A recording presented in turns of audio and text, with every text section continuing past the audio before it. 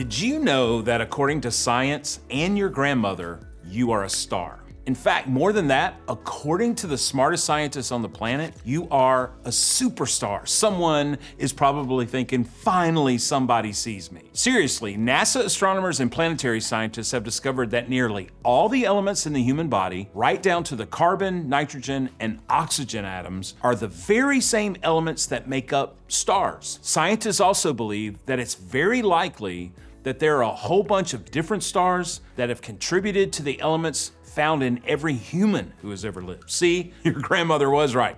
You are a superstar. For those of us who follow Jesus, this is nothing new. The Apostle Paul, one of the most highly educated people in the first century and who authored a lot of the New Testament, wrote that followers of Jesus will shine like the stars in the sky. But what does that even mean? First, think about the contrast of all we are witnessing and experiencing today. We only have to consider a few examples from the last 4 years to understand just how desperately our world needs light. A global pandemic, racial and political unrest, economic instability, scandals inside and outside the church, mass shootings. Not exactly light and breezy, right? What Paul was suggesting to first century Jesus followers in Philippi and to you and me thousands of years later was that God created you to shine. Anyone and everyone who follows Jesus should live our lives in such a way that we shine like stars to the people around us. If you've ever had a parent or a teacher or a family member ever tell you that they want you to be on your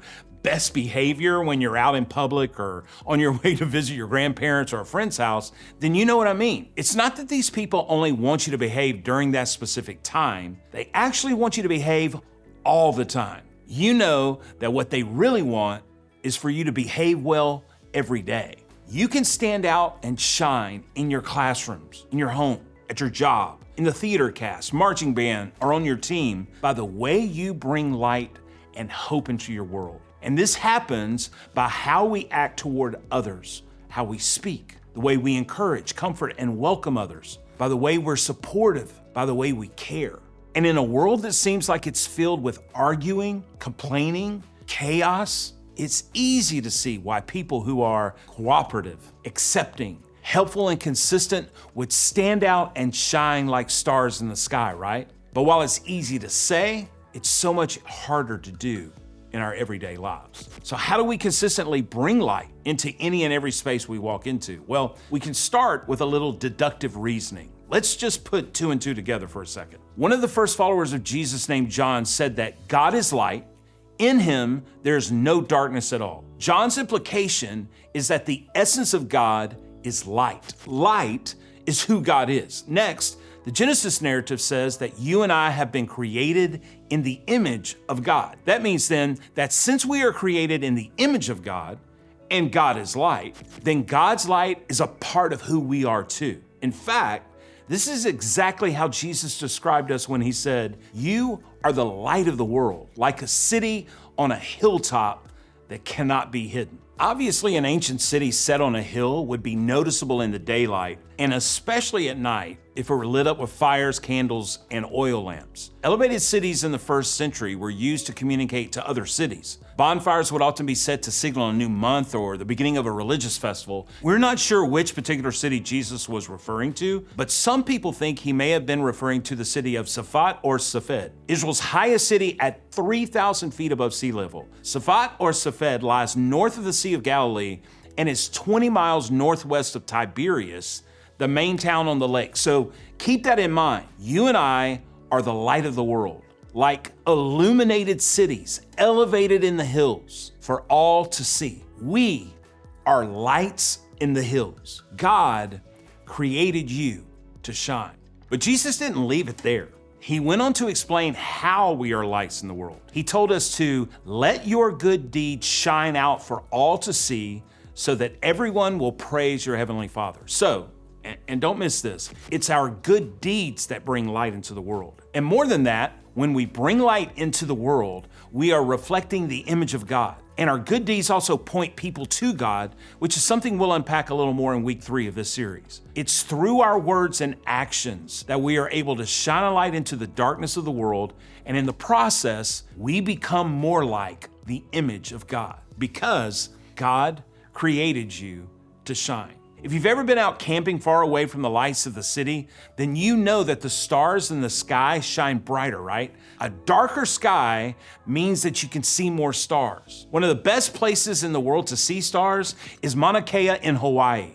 Mauna Kea means white mountain, primarily because its elevation means there's a constant light dusting of snow in Hawaii. The reason why this area is so important to astronomers is not because the stars are unusually bright here, or because there are more stars than any other parts of the world. It's because this remote location has no light pollution, so the sky is darker. There is no light coming from cities or urban centers anywhere near Mauna Kea, which makes this part of the world especially dark. It's darker here because there is an absence of light. In fact, the night sky is so dark here that it is the home of the Mauna Kea Observatory, the largest research observatory on the Earth. We live in a world that in many ways has an absence of light. There is chaos and conflict all around us. As I mentioned, there's darkness brought on by stress and anxiety and loneliness and isolation. You get that. And this is why it's so important for those of us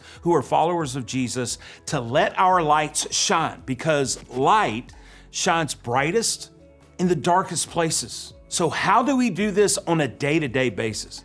If God created you to shine, then how do we make sure we're making our light shine? The Hebrew word we translate in the Bible as shine is nahar, which means to beam or to radiate. When Jesus said that we should let our good deeds shine out for all to see, the idea is that as Jesus followers, we would radiate the light and the love and the heart of God into the world. And because Jesus told us to let your good deeds shine, there's also an implication of choice, that we can choose to shine or not. We can cover the light of God in us, or we can keep it hidden from others. That's why Jesus said, "You are the light of the world, like a city on a hilltop that cannot be hidden."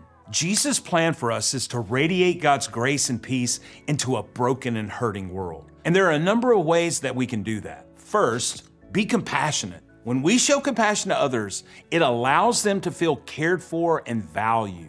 This can be one of the simplest and most powerful ways we can shine for God. Next, encourage others. You can let your light shine in the world by being an encourager. You can cheer for people, give a genuine compliment, say a kind word, or send a positive text. Another way to encourage someone is to simply listen to them and be there in their time of need. Then, pray for others. When you ask God to open your eyes to people and situations where you can offer prayer, we can bring a lot of hope into the world. Letting someone know that you've been talking to God on their behalf can help them feel valued and seen. And finally, serve others. A really practical way to let your light shine is by getting involved in your local community. There are plenty of volunteer opportunities in your local community, and it doesn't take much to find a local nonprofit and ask them, "How can I volunteer my time?" Now, consider these 4 options.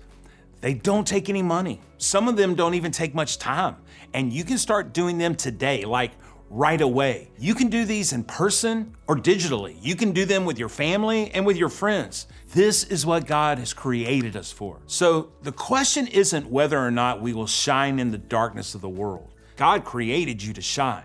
The question is, how will you shine like stars? How will you shine when you interact with your family and your friends? How will you radiate the light of heaven in the things you post on social media? So when you head to groups, let me ask you this question.